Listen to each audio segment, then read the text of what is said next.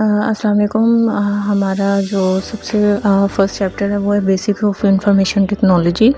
ठीक है, इसके अंदर लाइक इस लेक्चर के जो हम ऑब्जेक्टिव, ये लेक्चर नंबर 1 है हमारा। अगर इसके ऑब्जेक्टिव्स की हम बात करें तो हम लोग बात करेंगे अबाउट इंफॉर्मेशन टेक्नोलॉजी, कि what is information technology and technology in modern scenario, के टुडेज़ वर्ल्ड के अंदर हम लोग टेक्नोलॉजी को कैसे यूज़ कर रहे हैं।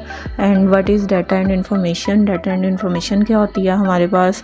और नेक्स्ट हम लोग देखेंगे कि what is hardware and software, hardware और सॉफ्टवेयर क्या है जो कि हमारे कंप्यूटर में एक मेजर कंपोनेंट्स हैं। उसके बाद व्हाट इज़ डाटा प्रोसेसिंग, हम इसके बारे में बात करेंगे कि डाटा प्रोसेसिंग हमारे पास क्या होती है।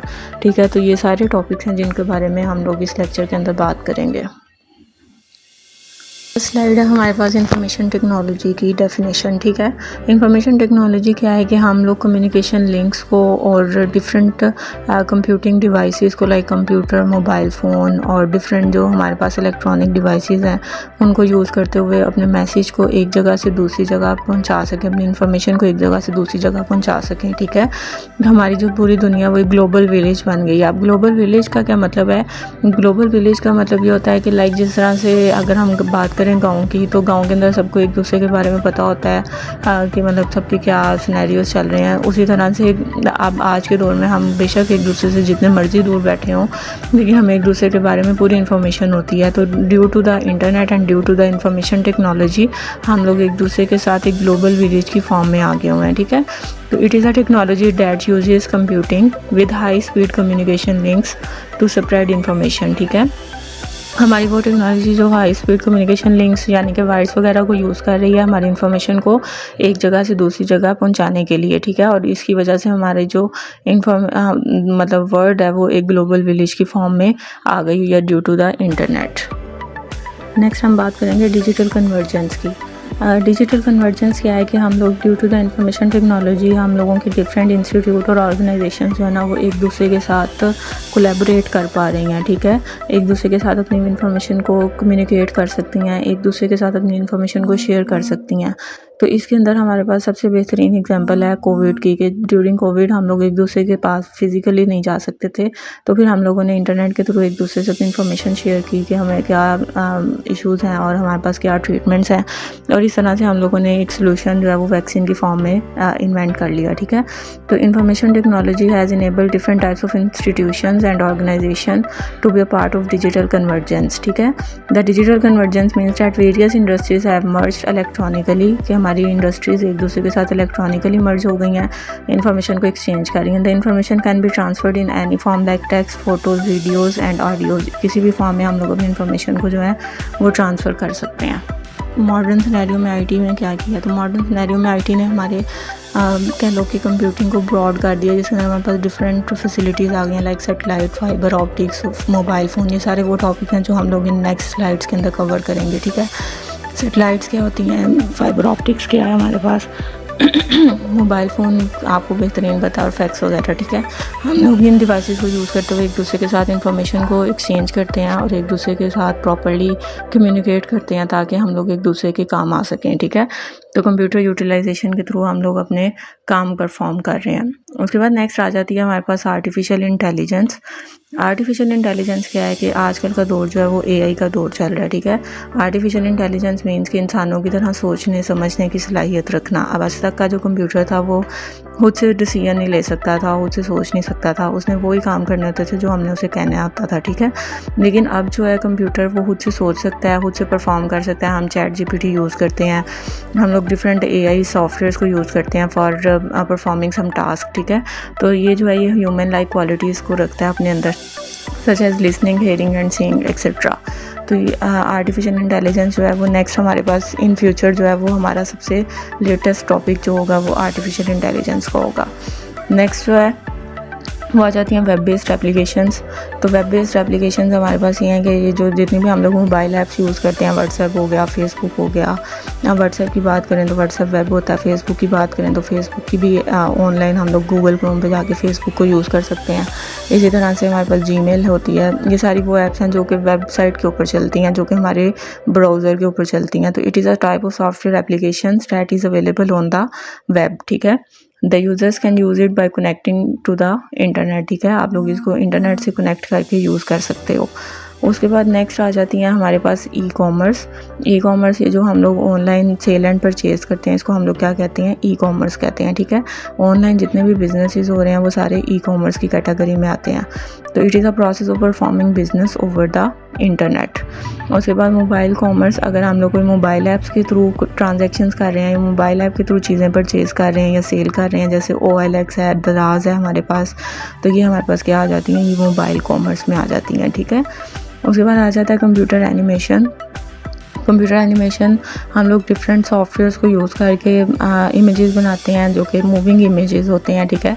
तो मूविंग इमेजेस को क्रिएट करने के लिए हम लोग कंप्यूटर को यूज़ करते हैं, इसलिए इसको हम लोग क्या कहते हैं, कंप्यूटर एनिमेशन का नाम देते हैं। उसके बाद नेक्स्ट आ जाता है हमारे पास डिस्ट्रीब्यूटेड कंप्यूटिंग। डिस्ट्रीब्यूट का मतलब होता है डिवाइड कर देना, तकसीम कर देना, ठीक है।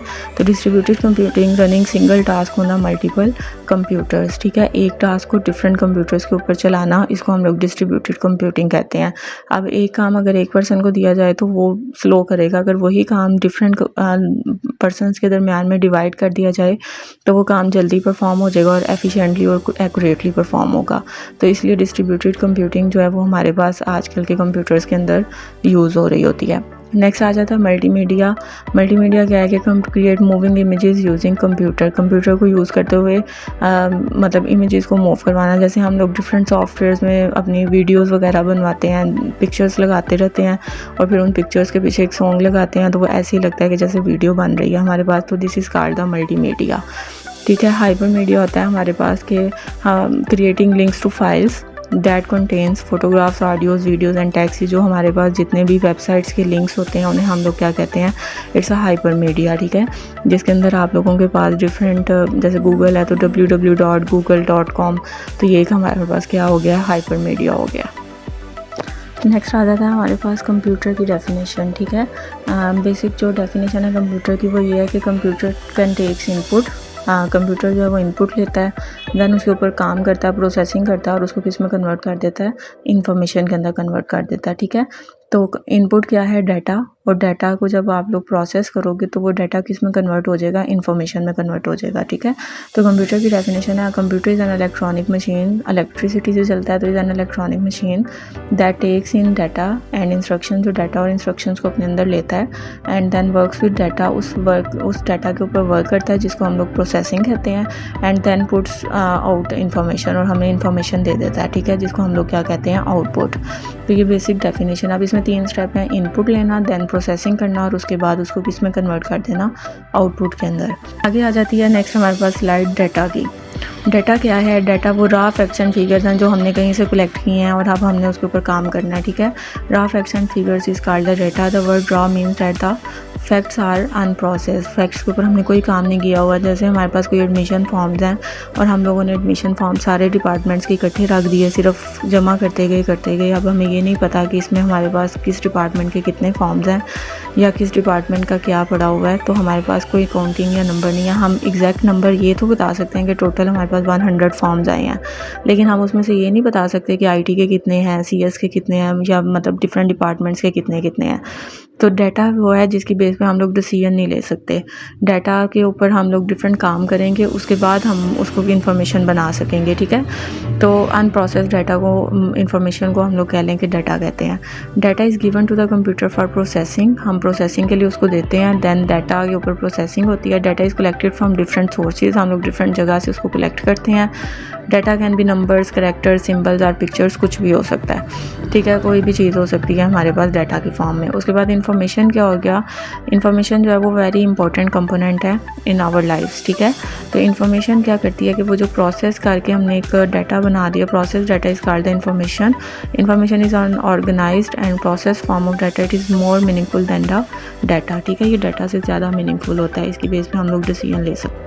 नेक्स्ट स्लाइड हमारे पास आ जाती है डाटा प्रोसेसिंग की। तो वो सारे स्टेप्स जो हमारी डाटा को इंफॉर्मेशन में कन्वर्ट करने के लिए हम लोग यूज़ करते हैं, उन्हें हम लोग क्या कहते हैं, it's called the data processing. ठीक है, the process of converting data into the information is called the data processing. ठीक है, अब इसकी एक सिंपल सी एग्जांपल है कि फॉर्म्स हमने इकट्ठे किए, हमने उन्हें बाद में अलग अलग सॉर्ट आउट कर लिया हर डिपार्टमेंट वाइज, तो this is called the processing. उसके बाद जब हमने कर लिए अलग अलग, तो अब हम लोग ये बता सकते हैं कि हमारे पास आईटी के इतने फॉर्म्स हैं, सीएस के इतने फॉर्म्स हैं, मतलब हर डिपार्टमेंट के फॉर्म बता सकते हैं। ठीक है, तो this is called the information. तो हमारे पास डाटा प्रोसेसिंग, हमारे डाटा को या इनपुट को इंफॉर्मेशन या आउटपुट के अंदर कन्वर्ट करने को हम लोग डाटा प्रोसेसिंग साइकिल कहते हैं। ठीक है, उसके बाद आ जाता है व्हाट इज़ सॉफ्टवेयर।